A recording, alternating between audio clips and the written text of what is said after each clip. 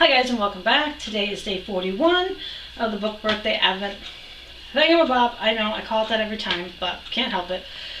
We are so close to being done, which makes me so happy, but yet a little sad.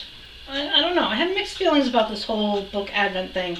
Let me know your thoughts down below. Have you been enjoying this? Is this something you maybe want me to do again? Maybe not for my birthday because I'm getting older and I don't want more and more books. But I'm thinking about doing other little mini challenges like this possibly. But if you haven't already, make sure you hit the subscribe button and bell icon to be notified of future videos so that you'll be able to catch the last few days of this challenge. And don't forget to go back and catch any of the ones you missed. Let's go get day 41. Day 41. And I'm not sure how well you can read it, but it actually says I get to open a gift first. And the gift that goes along with this is this tiny little thing that's been kind of sitting back here through the challenge. And again, I have one more gift I can open, but this I can't open until the whole thing is done. So we're just going to let that little guy hold on to the last gift. So it says I'm supposed to open the gift before the book. Let's see what my present is. I have to be careful because I don't know if it's like...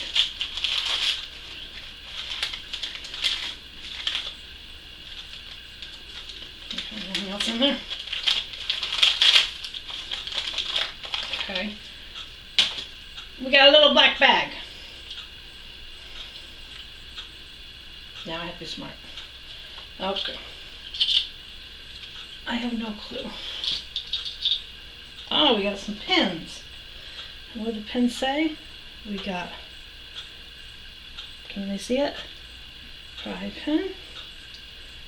And a read with love toy flag. I got like gunk on my finger. Okay, so now I'm going to look at this first and not show my cameraman until after I see it. So let's see what goes along with those two types of pins for this book. Why does it feel like this one's wrapped harder? It's coming. You'd think by now I would be perfect at this. Alice Austin Lived Here by Alex Ginny? Is that how you would say that, you think? Probably. And ironically, my kid's name is Alex, and I believe this is probably going to be a Pride one. Yeah, an LGBTQ one. Yeah. Which I have a child that is part of the LGBTQ community. Yeah, what's up?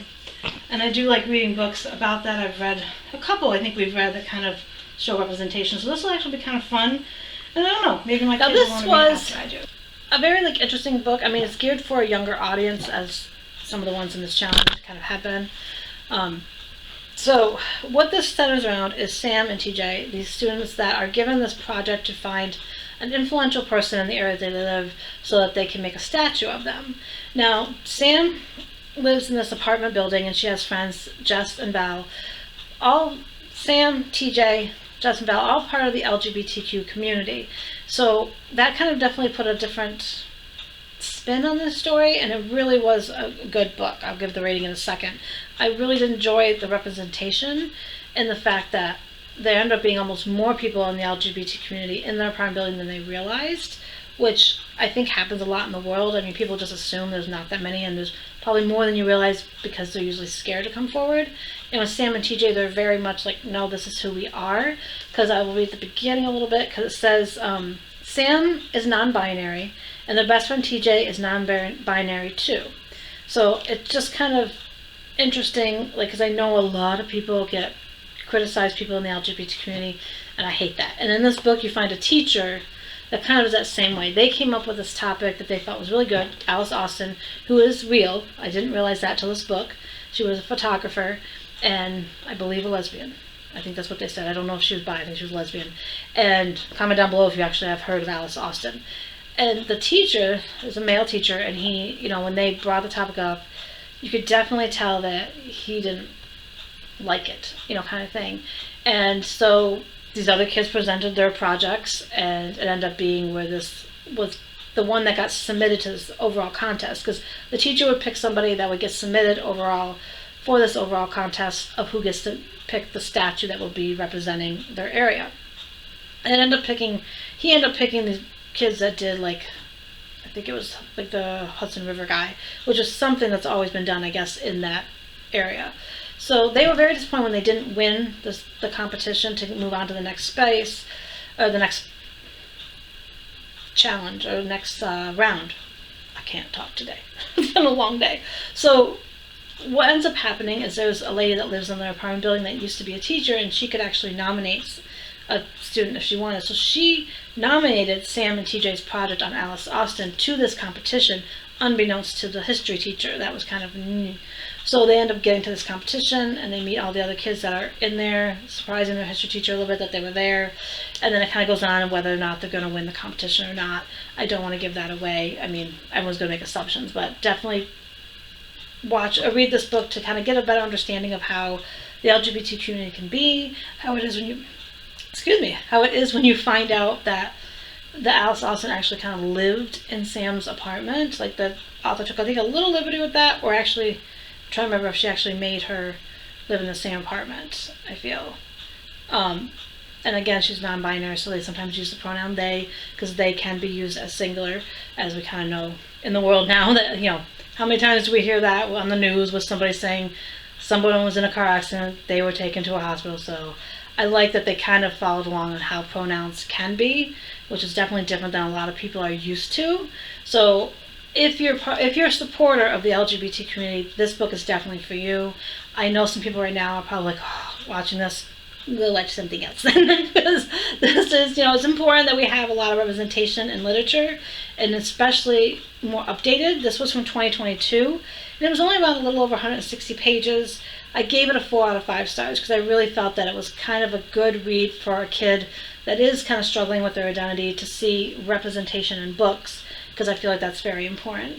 Not every story needs to be about straight people, and not every story needs to be about this or that. It needs to kind of show overall representation, and that's one thing I'm really glad that Terry got this book for me, because I haven't been introduced to a lot of authors that write about the LGBTQ community. So if you know about the authors that I maybe should check out, comment down below. I'm actually raising a trans son, so it's definitely looking for other recommendations to read.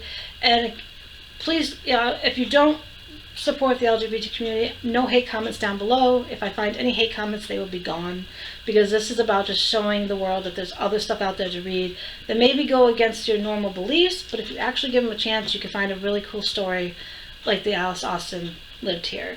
And what's really cool on the inside, which I can't show, is if you get this edition, it's got a very bright yellow cover, which I thought, that's very happy, but there is a little bit of an indent that says Alice Austin lives here with an X. It's not going to show up on camera very well, but I really do like that it gave a little extra detail on the hardcover, so in case you do lose the dust jacket. But again, 4 out of 5 stars. Definitely highly recommend if you're part of the community there and are supportive of them. This might be a great book to pick up for your, not youngsters, I would say maybe someone 12, 13, and if you've had discussions about it, because it's really important to have those discussions and to kind of understand where kids are coming from. So I would say read this first as a parent, like I've said for other videos. Always read the book first if you're unsure. No book should be banned. It should be more of read it yourself as an adult and then decide if that's what you want your kid to read. But also know that if you kind of hide a lot of stuff from your kids, they're just going to find it when they're older. And I think it's better, like my kid and I, we've always said, if they have questions, let's sit down and talk about it. I don't want them finding answers somewhere else. So if you're on the fence, read it first and then maybe read it with your kid and make it a project to do, so that way you both can kind of learn about the community. Even if you're not a part of it, this will allow you to kind of understand where they may be coming from, and to maybe be more compassionate and not judgmental. I know, I went on a spiel. I'm sorry. It's just how passionate I feel about this project, about the community, and about making sure there's a positive influence out there. So if you get a chance to find this, I would definitely recommend it. As I said, check out the links below for links to my social media and to Terry's YouTube channel. She's obviously a big supporter of the LGBTQ community as well. So head over there, give her a subscribe, like some of her videos, hit the subscribe button here, and hit that like button if you are supportive of the LGBT community and understand that we got to represent a lot of different people in literature. We can't just be the normal. It's good to be outside the box a little bit. Have a great day, everyone.